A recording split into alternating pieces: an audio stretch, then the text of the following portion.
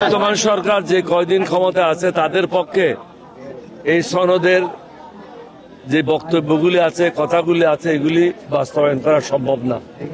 আগামী দিন যে সংসদ আসবে, যারাই নির্বাচিত হবে তাদেরকে এটা বাস্তবায়ন করতে হবে। যার জন্য আমরা দাঁড়ে দাঁড়ে আপনাদের কাছে আসছি, ভালো লোকদেরকে যেন সংসদে পাঠায়, উপযুক্ত লোকদেরকে যেন সংসদে পাঠায়, যারা দেশের মানুষের দুঃখ দুর্দশা বুঝবে, মানুষের কষ্ট লাঘব হবে, সুশাসন প্রতিষ্ঠা হবে এবং মানুষ ন্যায় বিচার পাবে, গরিব মানুষ অত্যাচার থেকে বেঁচে যাবে।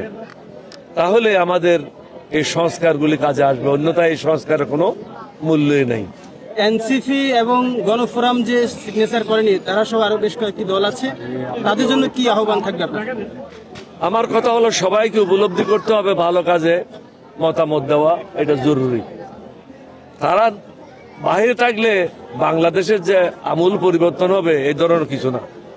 সবাইকে একসাথে থাকলে ভালো, আর কেউ যদি ভিন্ন মত পোষণ করে কোনো অসুবিধা নেই।